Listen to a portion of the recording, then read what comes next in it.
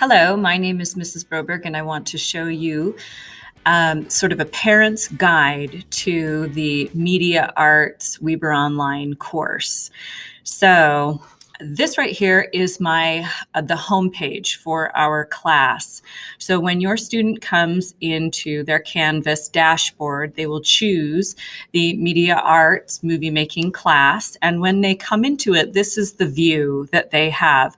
There is a landing page that has a couple of useful links. There's video tutorials. Okay, it's a link to my a YouTube channel, gives you a bunch of information there. The disclosure statement is there, and a couple of other useful things. But when your child starts, the most important thing that they do is they should watch this starting video, which is me sort of explaining the course to them, helping them understand what they need to do. And then another thing that the next step is that they go to module number 1, and then they just start going through the class in order. So the modules are right here. When they click into modules, that takes them to the list of all the things that they're responsible to do.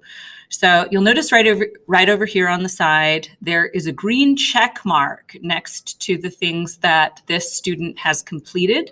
And there's a circle next to the things that they still need to complete.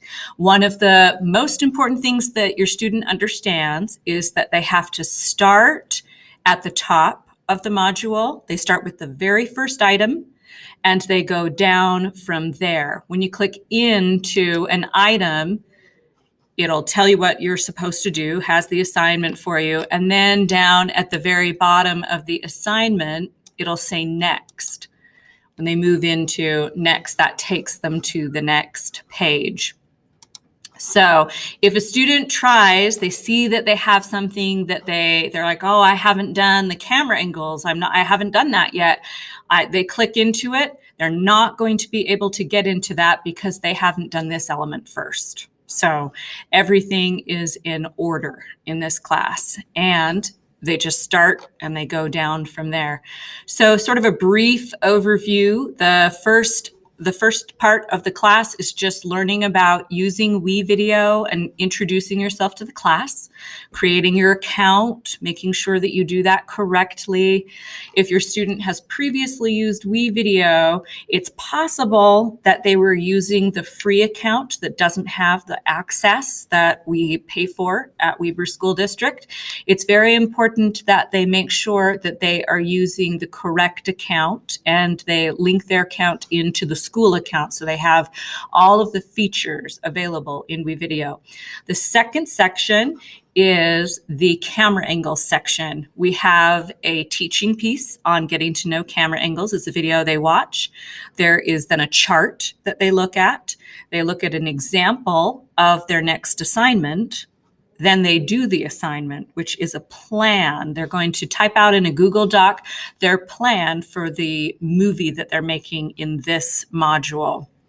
They watch a video about uploading footage from their phone to their Chromebook or any computer, and then they create their camera angle movie. So that's all the elements of this module number 2. Module number 3 is much shorter. They open up the assignment called GIF examples. They learn what a GIF is, how to make it in WeVideo, and they make one and submit it. Move on to the next module. Next module is about green screens, and all of the information they need is actually on the assignment page for this one. So they just click right into this one element, the green screen movie. They'll read what they need to do, watch the tutorial video, and then submit the video.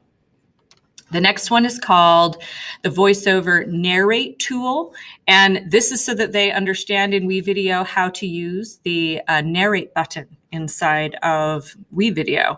And they make a movie doing they use the stock footage that's inside of WeVideo. They put it some down on the timeline, and they create a story, and they have to narrate that story. And that's module number 5. Module number 6 is my favorite, and this is the most important thing that we do in this class. They are going to recreate a scene from a movie. So the first thing that they're going to do when they click into this assignment that says URL of the scene that you are creating, they're going to watch all of the tutorials that are in there. Please, they have to watch the directions.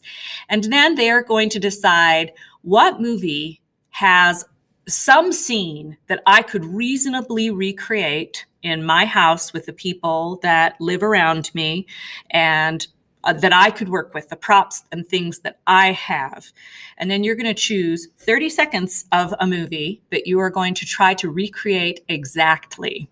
So the URL is where they go on YouTube, they find the scene from the movie, and they give me that URL from that so that I can watch the scene that they want to make and see if they actually are able to reproduce it. The next step is they're going to make a screenplay for this 30 seconds of that they are going to be recreating.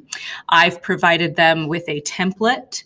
Then there's also a tutorial that shows them exactly how to do this. And then they submit that in. And the last thing they do is actually make the video. They will likely be filming it with their phone, and that's wonderful. The one thing they need to do is not film in portrait. They need to film in landscape. That is the way that you do it in real movies. The next thing is the final exam. And this is really important in Weber online courses.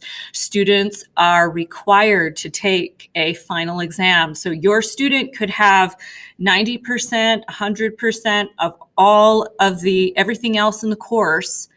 But if they don't do the final exam, I am not able to give them a passing grade for the course.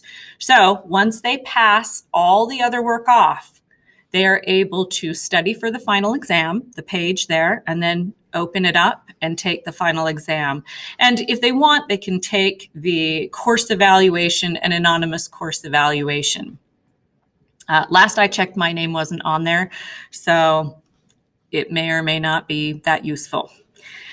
That is all of the work that your student has to do inside of my movie making course. So remember, they come into the class, they get into it from the modules.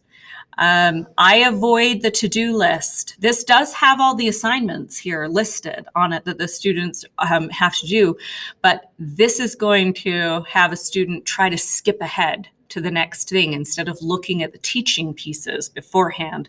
So I'd say don't use those to-do list items because they don't actually help your student do it in the correct order. And that would just save you a little bit of time. My email is right here if you need to reach out for anything. And the Get to Know Me button, this is a movie that I made. So if your student is interested to see something that Mrs. Broberg made, they can go to my YouTube channel and check out some of the stuff that I've created. I'm excited to have your student in my class.